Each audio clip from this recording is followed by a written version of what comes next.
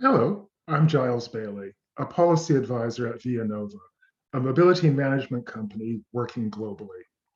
As part of our industry engagement and thought leadership work, we've been running a series of webinars on the most topical mobility issues. This is our 11th, and the others are available via our website. The reconsideration and redefinition of how we move around cities, as well as the growth in shared as well as personal micromobility, has led to the promotion of the 15-minute city. The current popularity of this label originated in Paris in 2020, but the concept is much older and derived from work, for example, in Barcelona regarding the implementation of superblocks. While, of course, some specialist journeys will need to be longer, and we do not want to segregate our neighborhoods, essentially, can we redesign our cities so that most of the day-to-day services that you need to access in person are within 15 minutes of your home? This hyperlocal model provides an ideal base for mobility via active and micromobility modes, as well as promotes low-carbon living. The 15-minute city can also be considered in terms of enabling services to be brought to residents within this time window, such as groceries, parcel deliveries, or the delivery of personal services. While in some cities, this may be a readily deliverable or conceivable outcome, such as Paris and other dense European cities, in other locations, this is a very ambitious target that starts to redefine how we design our cities for the longer term and causes us to reevaluate planning decisions over the last few decades. Where are we as urban leaders in thinking about the delivery of 15-minute cities? Where is most progress being made? What data needs are there in terms of enabling this vision? And can we bring related thinking from other industries to this context? We have a great panel this afternoon, and I'll just start off with a few more thoughts.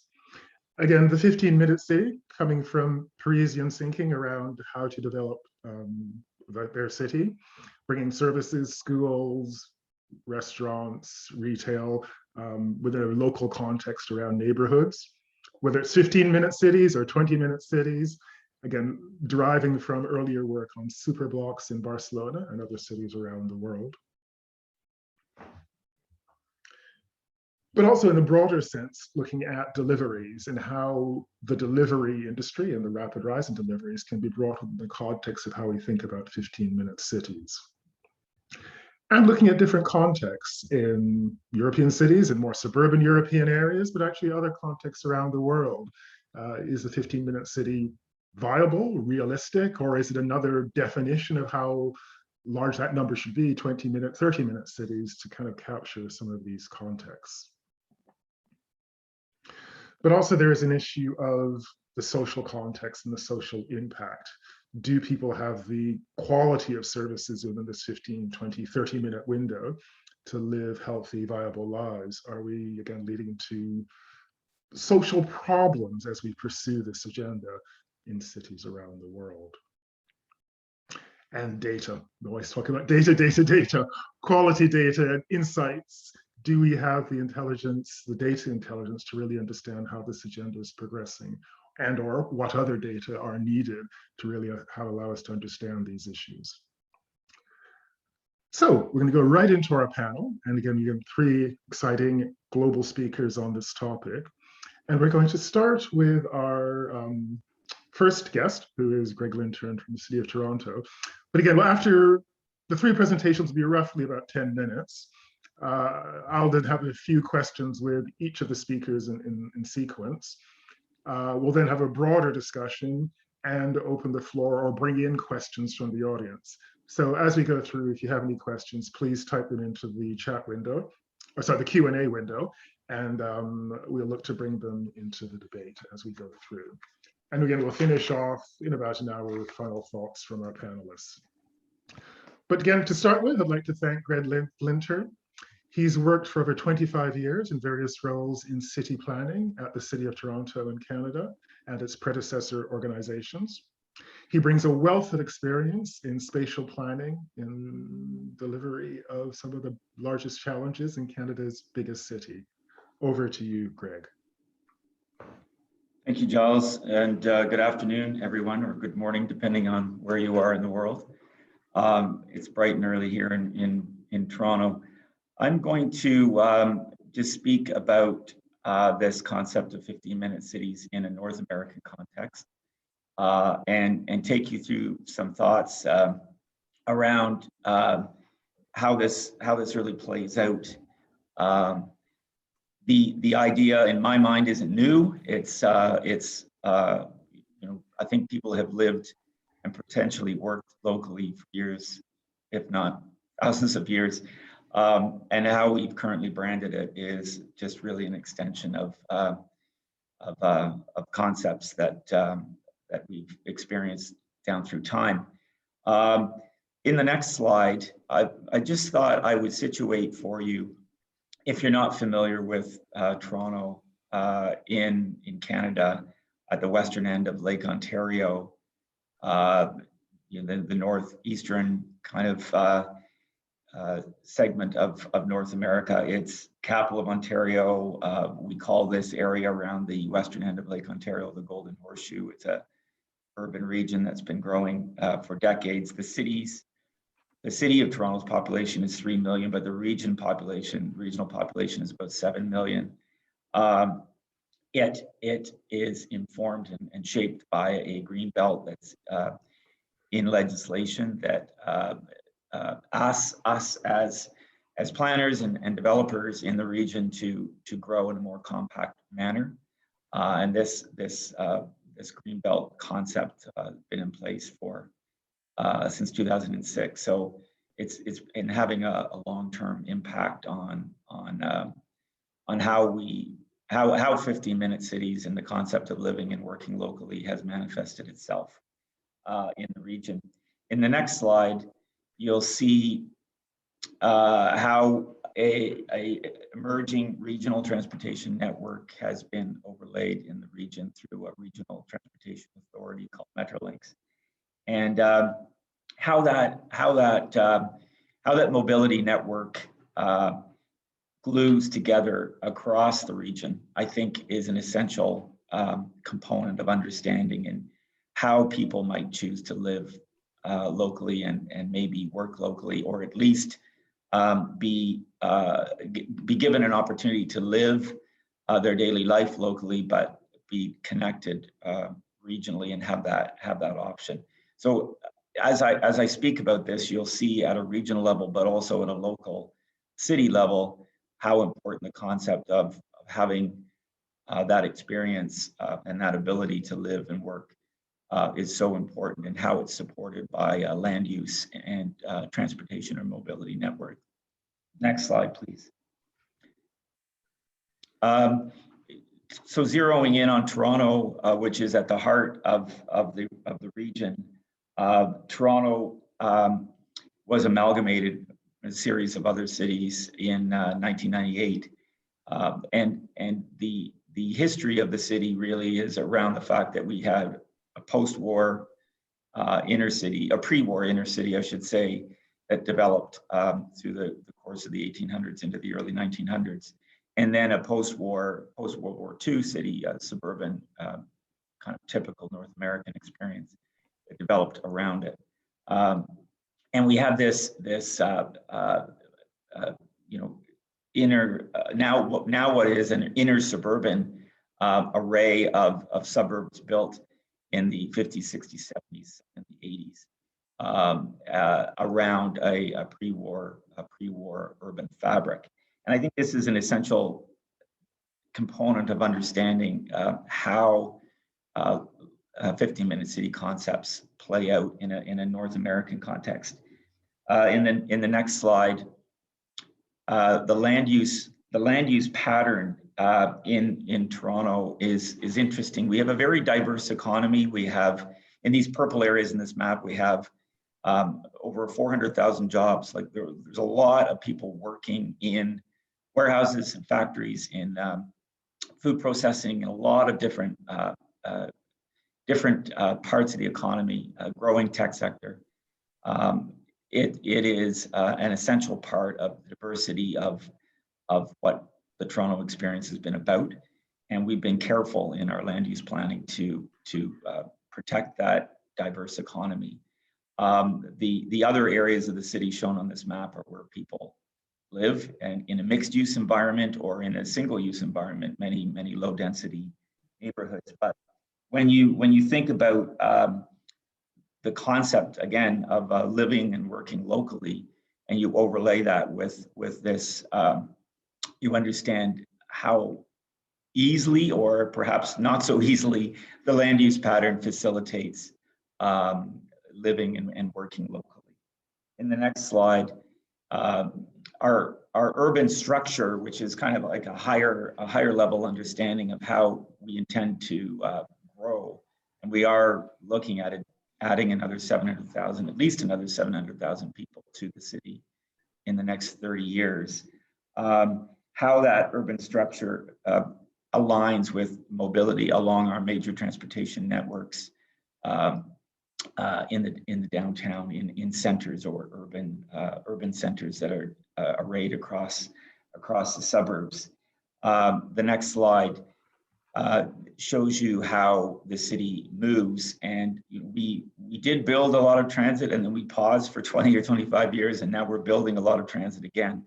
And it's all coming online in the next year to over the next 10 years, as some of it just starts construction, some of it is finishing construction. But we are growing a very robust higher order transit network built on a legacy higher order transit network, overlaid with buses, streetcars, a very, second to New York in terms of the amount of transit ridership in North America. And a growing bike network and bus network, to the extent that the vast majority of people live within walking distance of some form of transit. But the ability to move around and support that land use pattern, and how much that land use pattern supports the mobility network, is so essential. You've got to understand, in a North American concept or context, that people still drive. The car is not going anywhere. And when you think about those employment areas and how much people still need to get to work, how much of their life, the percentage of their day, can be spent locally, inevitably there are lots of folks who are still on a bus or driving to work, and they're not experiencing a 15-minute city at all. Next slide. So really it ends up being a tale of two cities in a way, to understand in the inner city, or the pre-war fabric of the city, how well supported living and working can be. And again, it relates to the type of work that people have, the so-called office jobs. We've got hundreds and hundreds of thousands of them, especially in the core. But the ability to move around is being increasingly supported locally, especially through the experience of the pandemic, when the city has been able to get over itself a little bit and install more bike lanes and more on-street cafes and other things like that. But when you look out to the suburbs, which is in the next slide, you'll see some of the challenges spatially around how we're organized and how that land use pattern is arrayed. And I guess the challenge here is experienced in many cities, whether it be how you bring more options to people, like in apartment neighborhoods, for example. In Tower of the Park neighborhoods, we've introduced zoning that permits a wider range of uses around that building, so that people can experience marketplaces and other things in close proximity to where they live, and get over that land use separation that historically came with post-war planning. I think that's such an essential part of introducing this concept, but inevitably people still will turn to a regional transportation or mobility network to get around if they need to get to work. And so many people don't have an option through COVID, especially working from home. They're still in a workplace somewhere. And then in the next slide, you can see some of the transformations that are happening across the suburbs. And I think this is, how that balance gets tilted over time as we bring other mobility options to the suburbs as we bring mixed use to the suburbs. We have 20 or 30 suburban plaza and mall sites that are undergoing revitalization in some way, shape, or form that will bring a lot more 15-minute local living experiences to more people. That transition is clearly underway in Toronto. How we overlay our experience coming out of COVID, I think is an interesting part of the conversation. How we overlay climate adaptation, building all of this change into the equation in a way that comes online in a climate adapted manner. And then finally, how we build inclusive communities. These, especially climate and inclusion, are two of our largest challenges. We don't want to just introduce these mixed use concepts without putting them through the lens of climate adaptation and building more inclusive communities. So that's a snapshot view of the world from this side of the Atlantic. Thank you very much, Craig. Sorry, a little bit of an echo.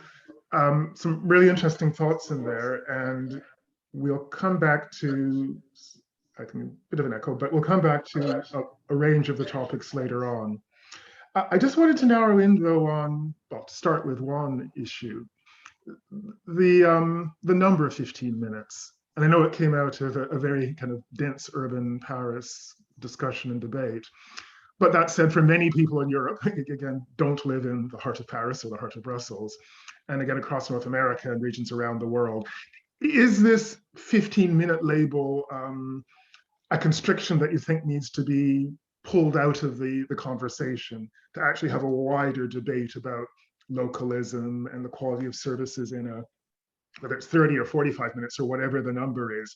I mean, just kind of your thoughts and comments on that from a North American perspective, but actually just more generally as well.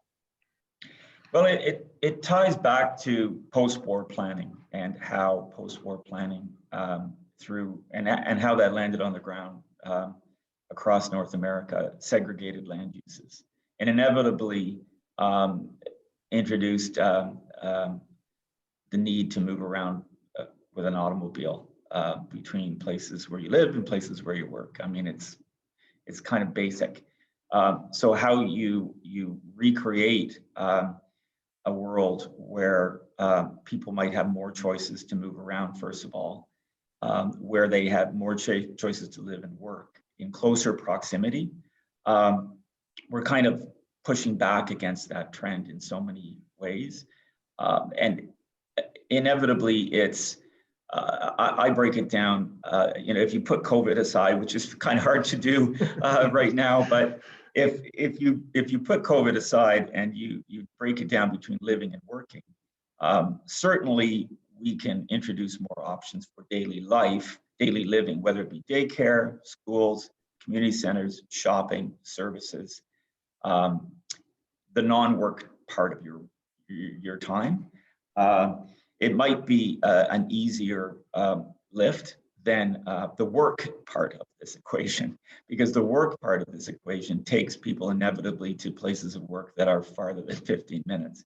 And they're maybe on a bus. I mean, we had a couple of years ago an objective around, I think our Board of Trade was talking about a 38-minute commute being a good thing, because average commute times were climbing so high.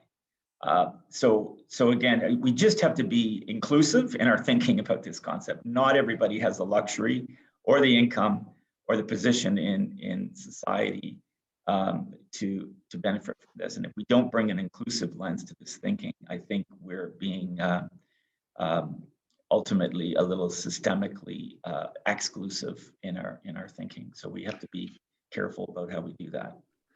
And before I go to Leanne, just one other relatively quick question.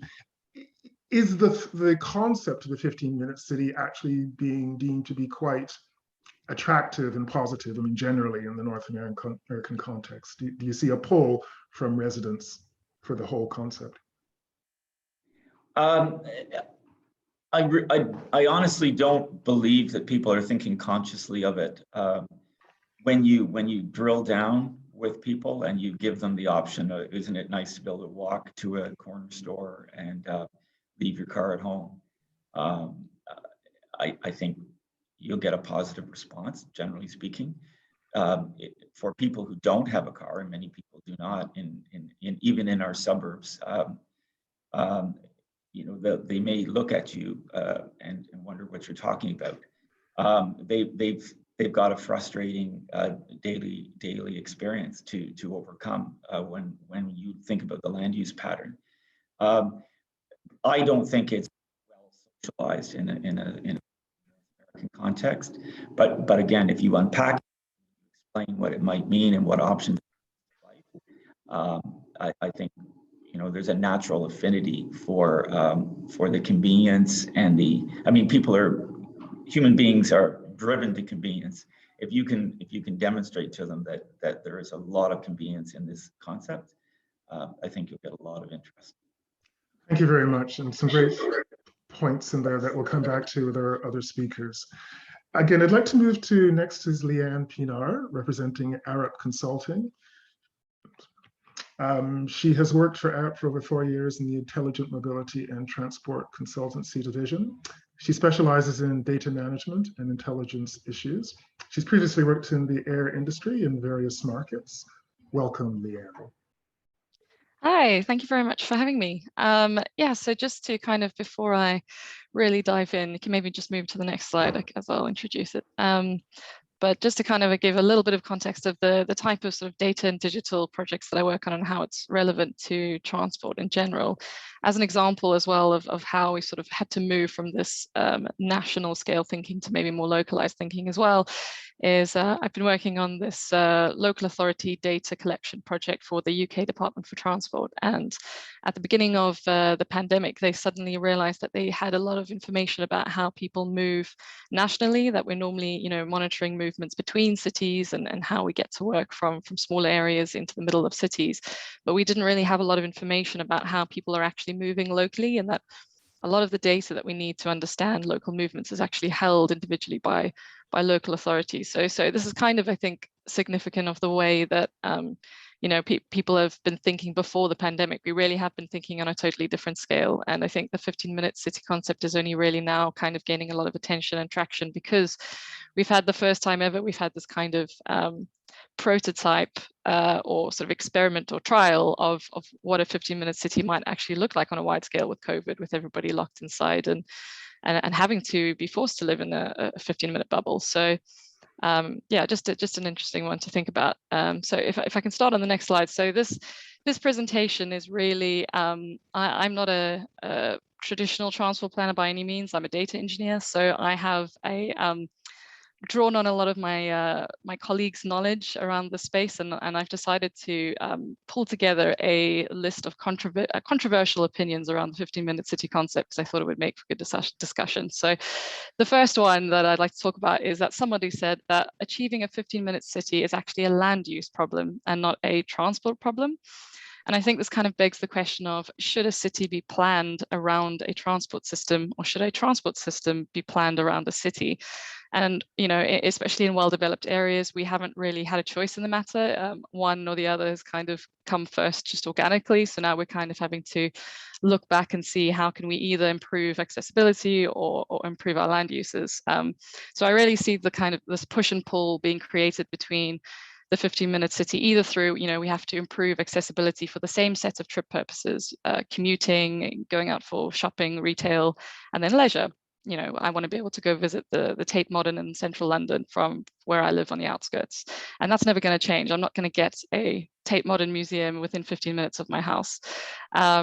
But on the other side of the coin, the other push-pull is also, you know, reducing the need for travel and further hyper-localizing. So applying interventions, developing locally so that essential travel beyond 15 minutes isn't really necessary. But I think in reality, if you had to divide up a city like London into sort of 15-minute enclaves, those enclaves wouldn't necessarily contain everything a person needs. And obviously, it's very unlikely that people do live within 15 minutes of their workplace. So yeah, I think we've also through COVID sort of seen that people need to remain connected as well, you know, for their physical health and well-being, but not only that, but also opportunity. You know, we don't necessarily have the same opportunities for, you know, whatever the land uses offer us within our 15 minutes as they do elsewhere. So that's number one of controversial opinions. So if we can move to the next slide. So this one is basically saying, this is really caring about context. So 15-minute cities work well for densely populated, well-developed countries like in the UK or Europe, but not necessarily really elsewhere. And I think Greg's already touched on that. Context is really, really important. I work in London, but I'm from South Africa. I'm sitting in South Africa now. So I wanted to quote a few stats that I actually stole from another talk in 15-minute cities, but it's relevant to South Africa. And they said, on average, it takes a commuter 76 minutes to get to work. So it's quite a long way away in South Africa from the 15-minute target. Train users travel for about 107 minutes, bus users 84 minutes, taxi users are 63 minutes, and those who drive take 44 minutes. So that 15-minute target is quite far away for a very different context to a well-developed country or city like Paris or London. We need to take that into account when we are designing and talking about these things, because it isn't, I don't necessarily think it is a very inclusive concept, because it does really only work for those areas. And I think we need to be focused much more on outcomes.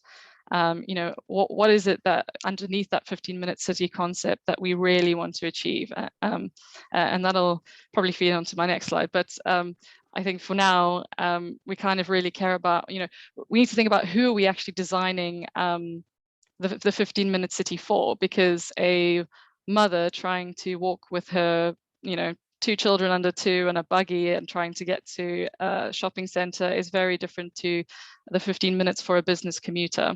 So it all comes into this, that, maybe this 15-minute city is not for a very good KPI, because it kind of ignores the complexity around achieving real, equitable, timely access to services.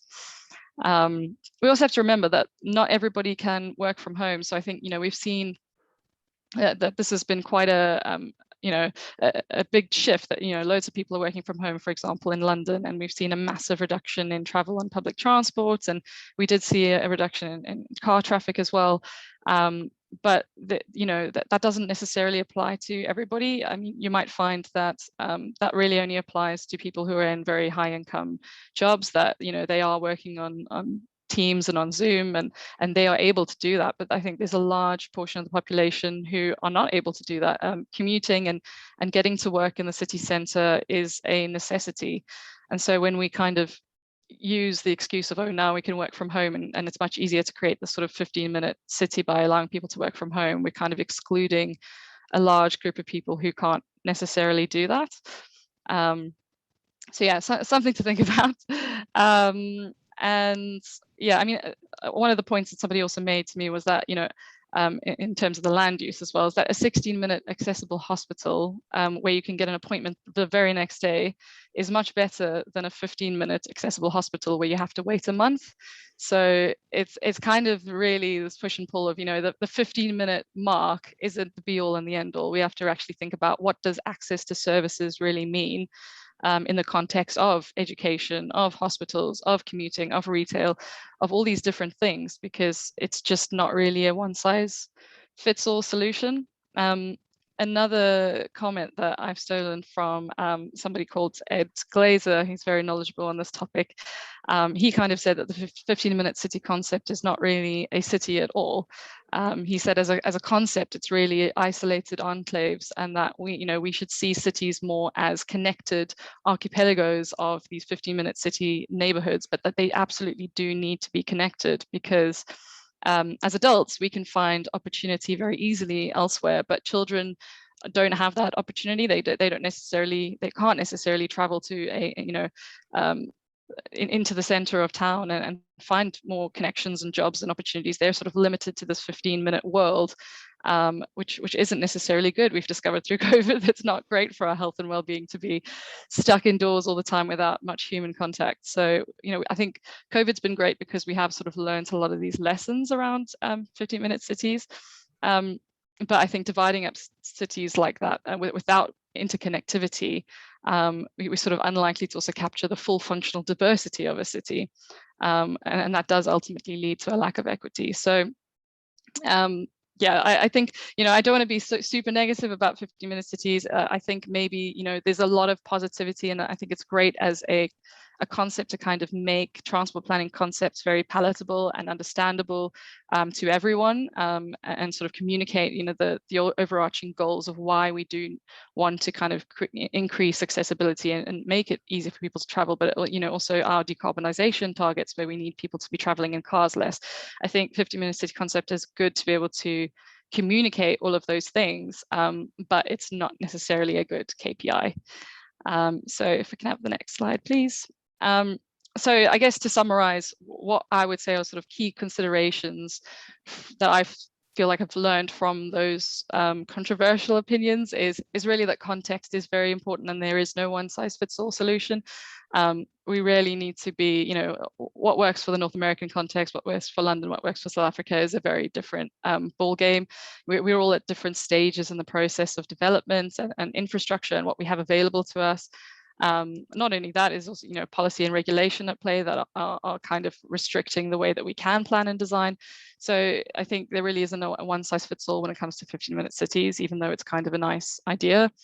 I think when we are implementing infrastructure changes, like, for example, if we want to add new bus rapid transit systems everywhere or new cycle lanes or things like that, it's good to kind of test those ideas on a small scale, because again, it kind of ties back to that context where it might not work everywhere.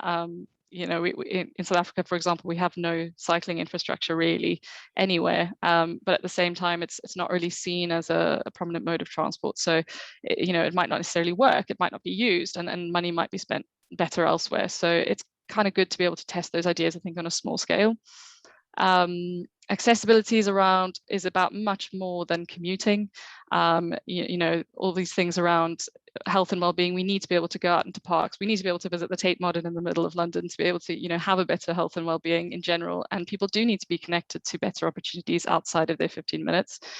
And people do need to have choices. It shouldn't be a matter of, you know, I don't have any other choices but to go to work, you know, in a different neighborhood or whatever. We need to kind of be designing with that in mind, that not everybody does have choices, and we, you know, the 15-minute city should rather create opportunities and choices rather than kind of limiting them to your 15-minute realm.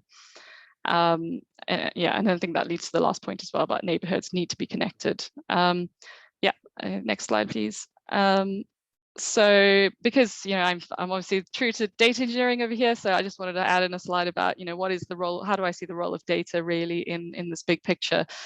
And you know, I think it all comes down to how do we measure success. I think previously we have relied a lot on assumptions for planning, and we're now in a great position where, you know, we have lots of good technology and sensors and data that we are collecting, and that enables us to make sort of more evidence-based decisions on how to improve connections and services. And you know, where we don't have data, we can't really see or understand those gaps in access and equity. So I think there's really this importance to try and get more data from those gaps, gap areas, so that we can have more visibility. I think with this local authority data project that I've been working on, it's been quite it's been quite eye-opening. You know, we needed to kind of be able to baseline what did traffic and cycling and things like that look like before the pandemic, so that we can actually compare what is happening right now to before the pandemic. But unfortunately, we don't have that data from before the pandemic because nobody thought they needed to collect it. So we're kind of in this difficult position where we're kind of doing things a bit more reactively than proactively. So I think we've learned a lesson there that really we need information to empower us to make better decisions and to be able to monitor changes in the future. So yeah, that's me. Thank you very much, Leanne. You know, a lot of context in there. I want to come back to the social dimension a bit later on. And clearly we're going to hear from an operator in a second who will kind of put more context on delivering some of these services on the ground, so to speak. But I actually want to dive a little bit more into the data needs and the data gaps. If this is going to be the future or one of the futures of cities, whose role or responsibility do you see it as collecting or managing or facilitating this data to really understand what this localized market is all about? I mean, is it really the local authorities or the governments or industry, or where do we put the pressure or the thought process to actually get the data that we do need? Yeah, I think, you know, individual independent operators and companies that do hold this data, you know, we do have kind of a fragmented mobility system, at least in the UK, where, you know, we have just loads of different operators of bus companies and e-scooters and all these different kinds of modes, and they're the ones that really are the keepers of all this data. And so we really need to figure out a way that they are incentivized to share that data, number one, because at the moment, I don't think, there's really this understanding of why that data needs to become available, because I guess they see it as quite commercially sensitive type of data. But I think the responsibility and the onus really is on the local authorities and government and Department of Transport to kind of collect that data and actually use it for planning, because I just don't see individual sort of industry partners mobilizing for any reason to really do that. But at the same time, I think there is kind of value in demonstrating the benefit of making all that data open and sharing it and kind of displaying this cohesive picture, because ultimately it helps local authorities improve their own services or improve infrastructure that's available for them to operate within. So, I think we just need to kind of make that relationship clear between all the different partners so that they know what role they need to play. Thank you very much. And I'm sure the other two speakers are keen to jump in, but let's actually hear from Kirsia first. So I'd like to welcome Kirsia Solheim from Nextbike. She's been managing director at Nextbike for the last 3 years. She previously worked for the German-based company in New York City. Nextbike is an operator and manufacturer of state-of-the-art bike sharing schemes, including smart bike technologies and programs. Nextbike currently has 90,000 bikes active, or more than 90,000 bikes active, in over 300 cities around the world, in 26 countries on 4 continents. Kirsia, the floor is yours. Great, thanks so much, Giles. We can go ahead and move to the second slide. And actually, the only additional bit that I have to mention here is that we have just been acquired by TIER in November, which is also a German company. They're primarily e-scooters, but moving more into just general micromobility. So we have just become the largest micromobility operator in Europe as a whole. But in the UK, we've got 10 different cities, and most of our, actually all of our systems are contract-based, and we do share a lot of data with our partners there. So can we move into, I just wanted to start off by looking at kind of the role of micromobility in a transport system, or that it can play. I think none of this is revolutionary here, but we know why people use micromobility in our systems and the types of trips that they use them for. And I'm not going to go through the benefits of micromobility and bike share in particular in terms of how they can be low carbon, active, and the fastest way to get from A to B for short trips.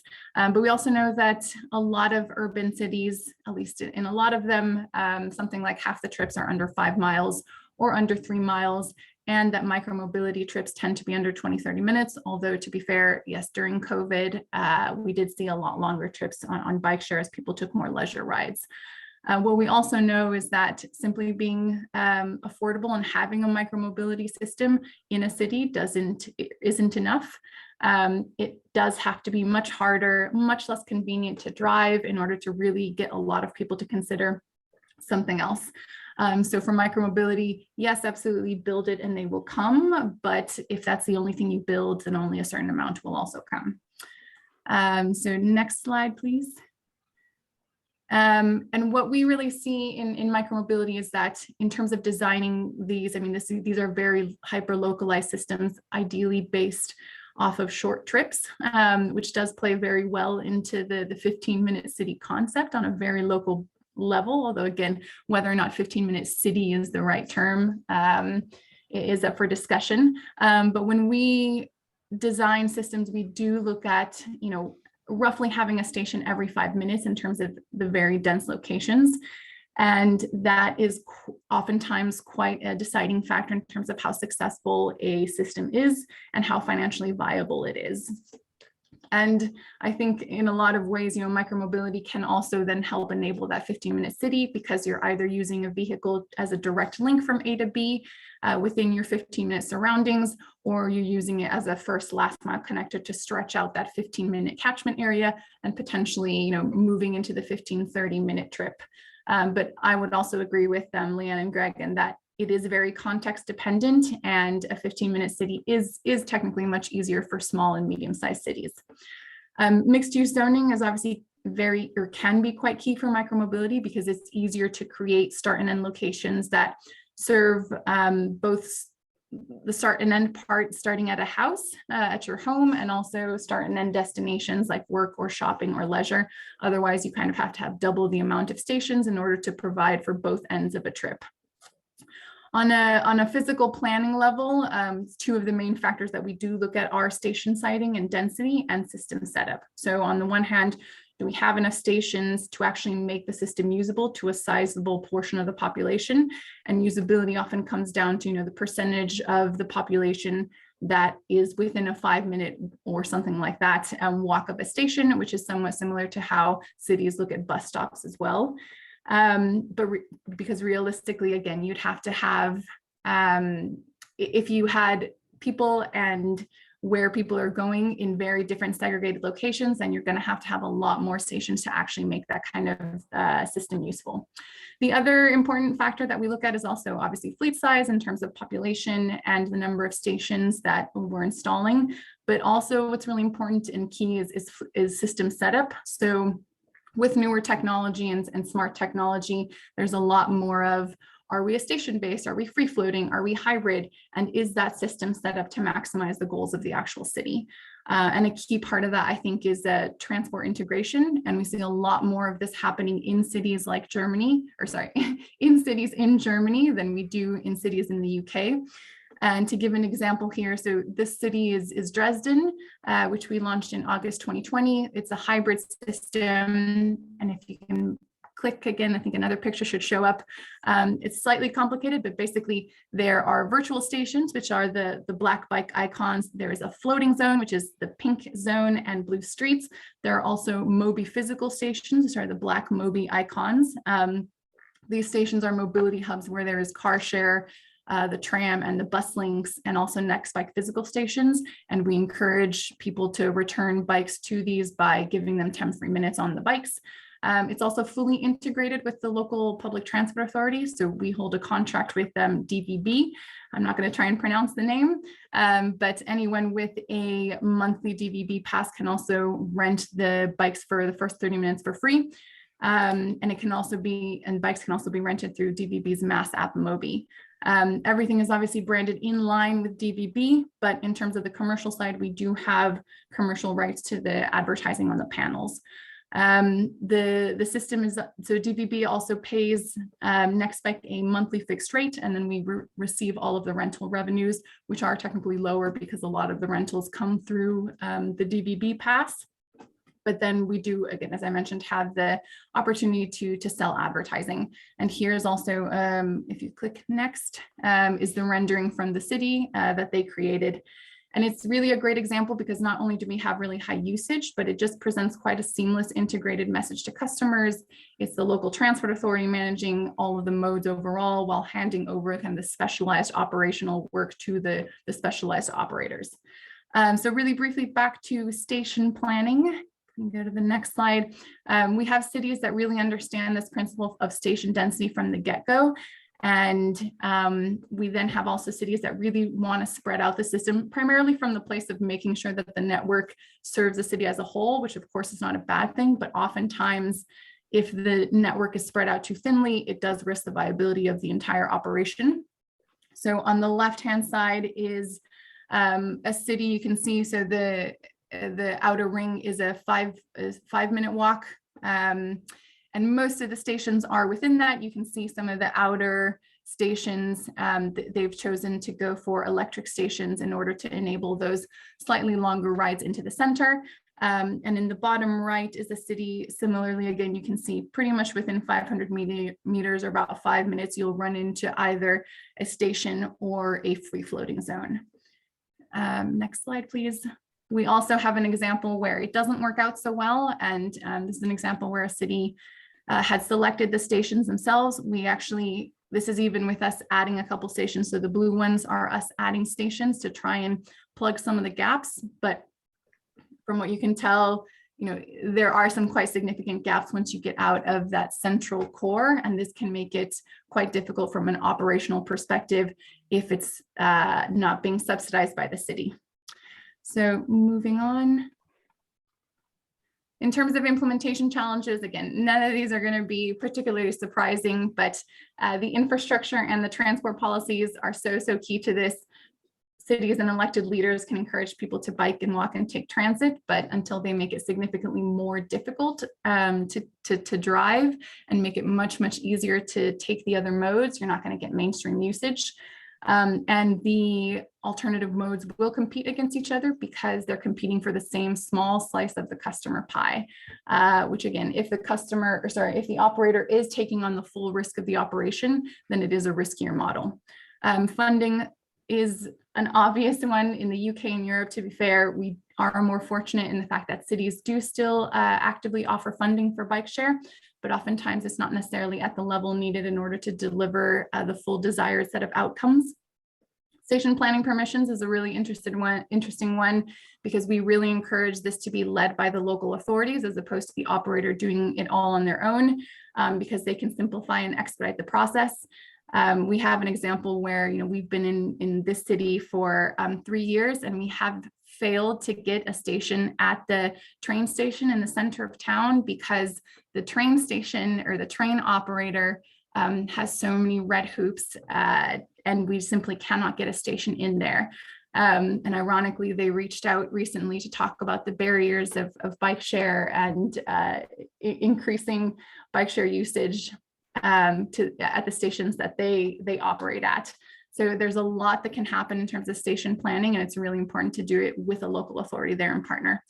And I think this point is also really important and touches on this inclusivity and an equity point of who bike share serves and who micromobility serves.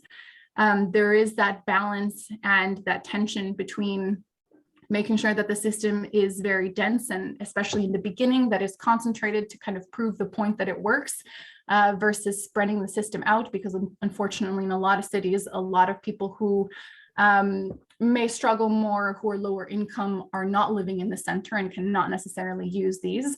But there is that tension there, and it's kind of down to the local authority to really work with the operator and push and potentially subsidize the operator in order to be able to operate in those locations and make sure that there's enough density to also make those locations viable.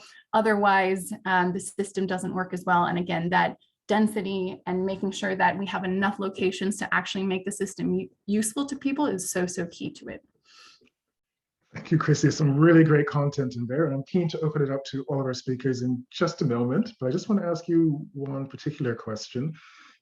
Again, as an operator, and again, a large-scale operator across many markets across Europe, are you sensing from your user data a desire for more people to use micromobility in a local manner rather than more point-to-point or linking to longer distance transport? Are you seeing almost a shift in the core demand from what you're seeing out there in the marketplace?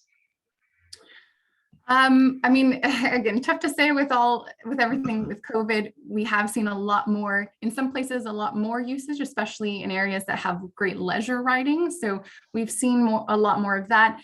In cities where we've got systems which are very heavily commuter based and not necessarily leisure based, we have seen a drop off of usage, and we see higher usage now on the weekends. Obviously, that is starting to pick back up. I think a lot of the longer distance rides oftentimes comes down to infrastructure. So, in general, cities, very generally speaking, tend to have more safe infrastructure in the central areas, which also enable those quicker trips. It gets harder once you start going those, to further destinations, because sometimes the infrastructure isn't there and people simply aren't willing to make those trips because they're not comfortable. Thank you for that. And I think it very much leads to the next question. I'd like to open up to our other speakers as well. And again, the audience, if you have any questions, please do type them into the Q&A box. Infrastructure for a 15-minute city, even if we like the concept, we want to progress with it. Again, it's going back to you, Greg, to start with, but for Leanne and Chrissy as well. What should cities be thinking of as they go down this route of enabling a 15-minute city in terms of the local infrastructure, really what are the fundamental gaps and the fundamental issues, and how does that vary or change from previous thinking in terms of transport planning and mobility? Greg, do you want to start off? And then go to the others. I mean, very, very briefly, we've talked about land use, and I think you can think about the land use pattern as part of the infrastructure. So certainly, foundationally, we've got to think about the land use pattern and the zoning permissions, if you will, to get quite granular, being permissive around facilitating a mixed use environment, especially in environments that have been planned and developed with segregated or single use districts.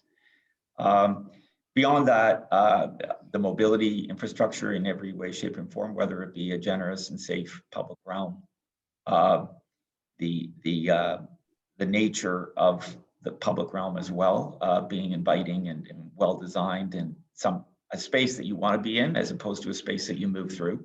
We're so focused, I think, on roads being efficient and safe for automobiles still. So I think the more we design our cities for the type of cities that we want, the better off we'll be.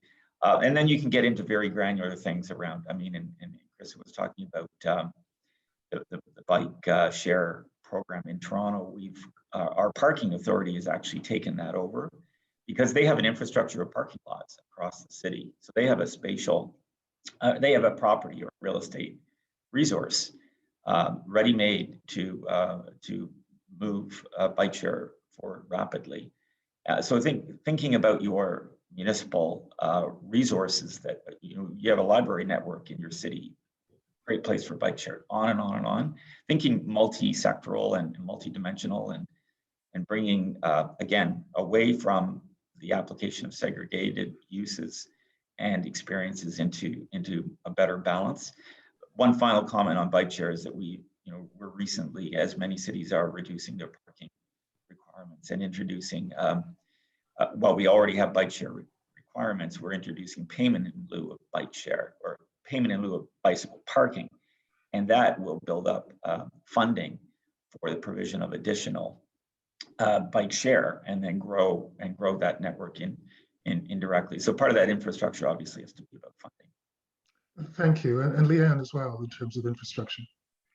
Yeah, I was just going to say that I think, micromobility is going to be key going forward. I think it's one of those modes that's now coming up that can really kind of bridge that gap with people from low-income neighborhoods. It's a much more affordable mode of transport, and I think mobility pricing is generally aimed at the middle class or higher income people that do commute into the city on public transport systems every day, and these micromobility modes are going to really help to bridge that gap because they're more affordable. And besides that, we just do need to think about it carefully, because we want to be moving people hopefully out of cars and onto things like e-scooters and e-bikes, rather than capturing that mode share from people who are walking already anyway and now putting them on e-scooters. Because if we can sort of reclaim a portion of that car mode share, then we can also start reclaiming our public spaces and having fewer roads and creating more pedestrianized areas. And to the point that Greg made about making areas nice, that we want to be in them, as opposed to just kind of pedestrians always being second rate to the car. So yeah, I just think micromobility is going to be key going forward. And Chrisia, certainly as an operator, your infrastructure is quite a concern. But any thoughts before we loop back to our next question? No, I think they've captured it really well. I would just say that making sure that we connect different modes is going to be really important in terms of mobility hubs, or whatever it may be, because not all modes are specifically suited to all locations. Excellent. The next one I definitely want to talk about is social exclusion. So if you want to go ahead with 15-minute cities or 20-minute cities, whatever the number is, how are we careful that we don't increase social exclusion issues? What are some of the things you really need to fundamentally be thinking about almost on this journey to almost not make the situation worse? And again, I'll probably start with Leanne, then do Greg and Chrisia again, but your thoughts. Yeah, I mean, I think it really comes down to kind of considering every type of person and every type of transport user when we are making design decisions. In data engineering or software engineering, we always talk about user stories. How do you consider a type of person moving from A to B? And I think we're also kind of, the traditional way of defining a trip normally, at least by Department of Transport National Travel Survey standards, is a trip is defined as a single purpose journey from A to B for a single purpose, which is normally commuting. That's normally how we sort of say is a typical trip. But I think that's not necessarily how we need to be thinking about things going forward in the future. At the moment, we're traveling in ways that, we are using lots of different modes of transport. We need to be thinking about how do we link all those different modes of transport? How do our different trip purposes link together? Because a trip is no longer single purpose. Somebody goes to the shops on the way to dropping their kids off to school and then going on to work. That's a three-purpose journey that probably you could have done half of it in a car and then dropped it off at a park and ride and then taken a train into the city centre. So I think more and more it's becoming complex to think about a trip. And so we just need to make sure that we are kind of considering all those different people and all those different modes when making design decisions. Thank you. And actually, Chrissy, do you want to go next in terms of the social inclusion agenda of how do we not make the situation worse? Yeah, I mean, I think on a very basic level, it's also making sure that we're meeting different communities where they're at. It may take a little bit more effort, but that's okay and it's worth it. And we should definitely be making that effort to meet different communities where they're at and understanding if there are different barriers to different communities participating, what those are and how we can address them.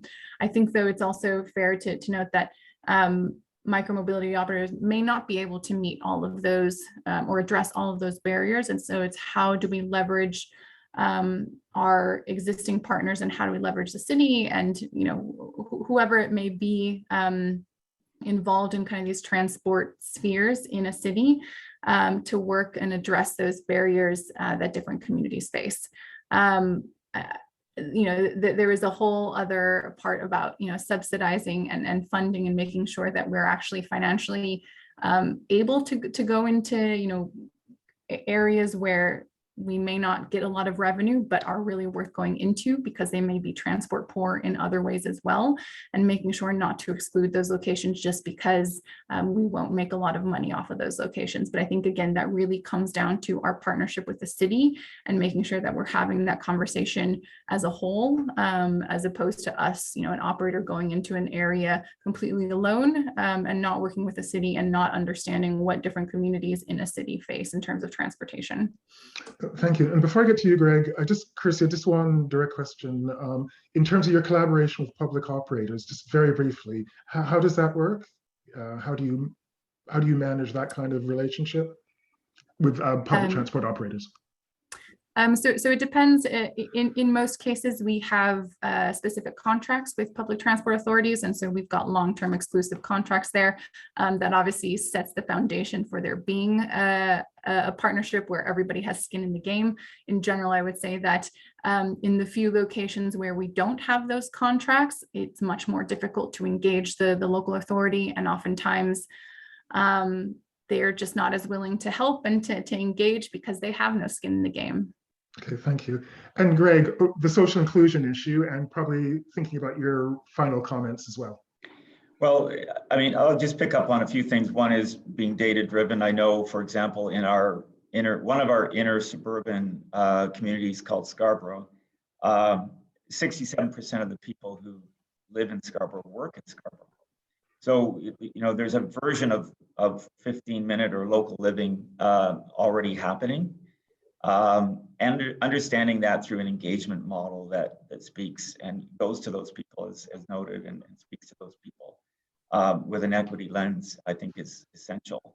The perception may be that everybody who lives in an inner suburban area working downtown, and it's just not true. So being careful about how you have that conversation, and then applying equity approaches to pricing would be another example we have a $3.20 Canadian transit fare, but it's a 2-hour window, so you can get on and off the bus, you can do some shopping, you can pick up your kids at daycare. So there's an equity overlay here that has to, excuse the pun, but ride alongside this whole experience.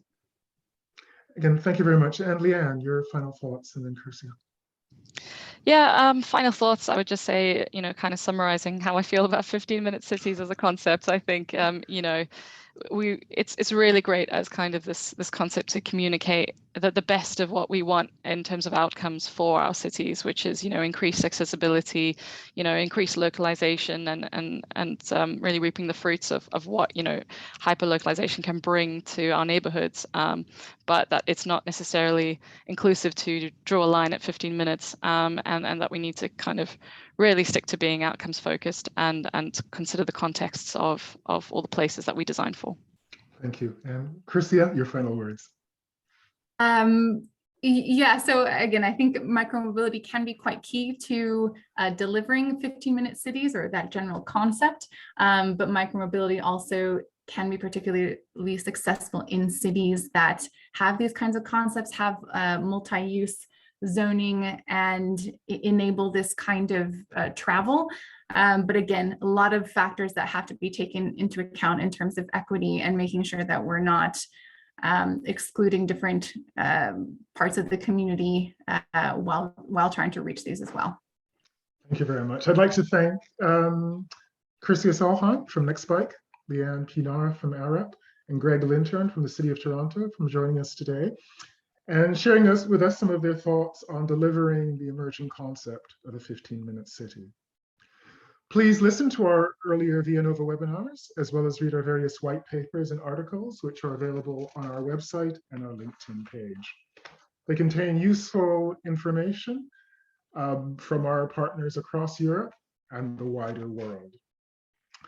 Thank you again very much. You'll find out more about our upcoming both short and long webinars in the coming weeks, and that information will be available on our website and LinkedIn page, as well as Twitter.